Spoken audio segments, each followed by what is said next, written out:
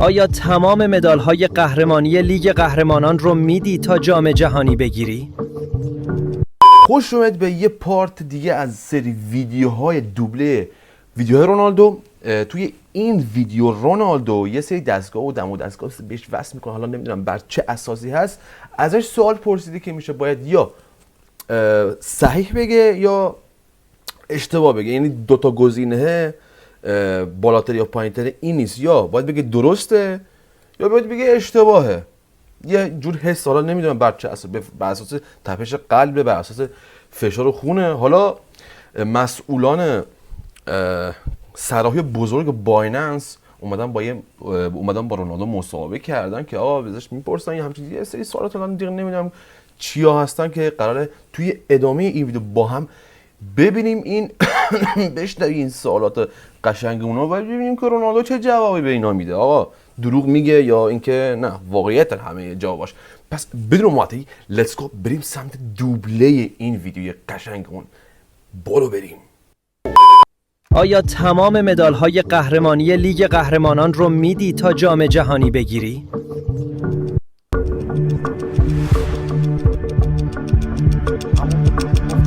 خب کریستیانو، فقط یه جواب میخوایم، آره یا نه.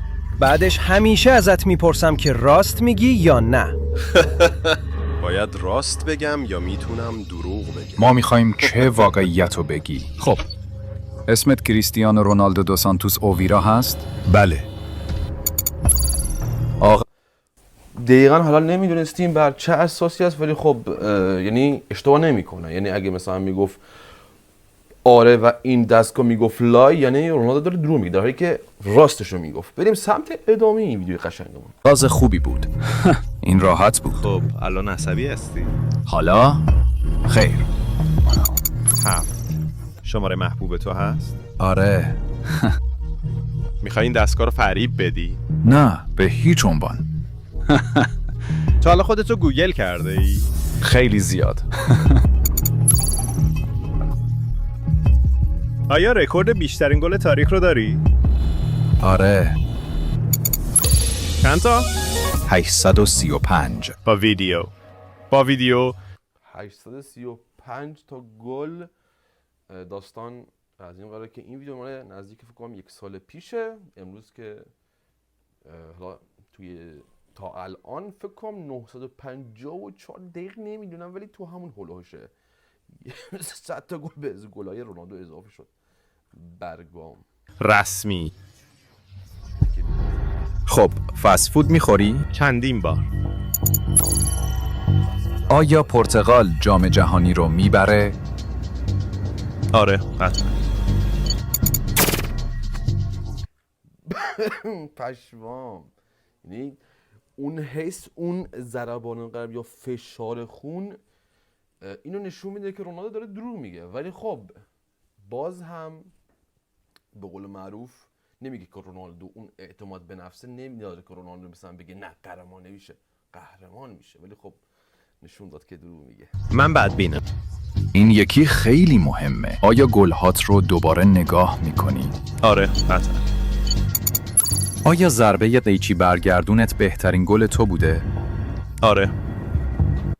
فکر میکنم گل رونالدو به بوفون تو سال 2018 که توی CL زده شده رو منظورشه. اگر جواب این نباشه فکر میکنی چه گلی به اون نزدیکه؟ برای من همون بهترین گله.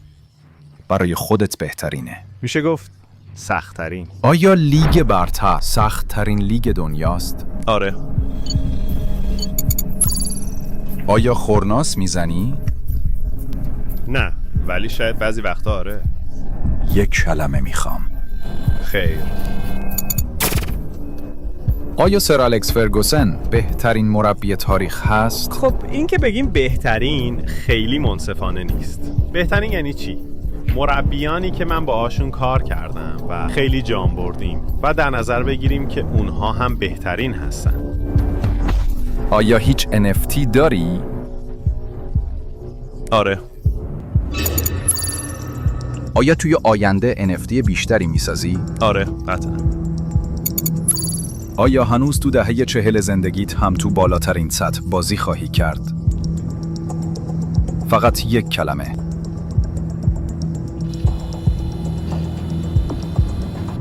آره. اعتماد به نفسش خیلی دوست دارم. منظورش اینه که توی سن 40 سالگی به بالا باز هم تو بهترین سطح ممکنه خودت بازی میکنی. یه اسم بهت میگم. خب در واقع 2 تا آیا کسی رکورد گلزنی تو رو در زمان حیاتت خواهد زد؟ خیر. این یه جواب راست بود. آیا تو بهترین گلزن تاریخ هستی؟ آره حتما. این سوال مهمیه. آیا تمام مدادهای قهرمانی لیگ قهرمانان خودت رو برای جام جهانی میدی؟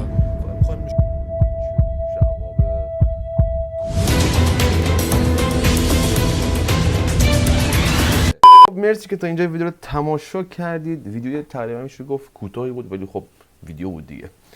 اگه از این دسته از ویدیو رو خوشتون میاد، یعنی دوبله کردن ویدیوهای معروف، اگه ازشون خوشتون میاد که دوبلشون کنیم و دنبال همچین محتوایی هستید، توصیه میکنم این ویدیو رو لایک کنید، چنل رو سابسکرایب کنید، زنگوله پیش رو حتما فعال کنید که به محض نشر ویدیویی یه نوتیفیکیشن واسهتون بیاد که آقا این آقا ویدیو آپلود کرده، این ویدیویی که شما دوست دارید شده آپلود کرده.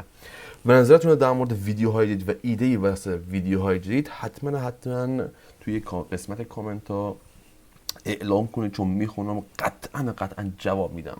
تا دیدار دیگه، بدرود دوستان عزیزم.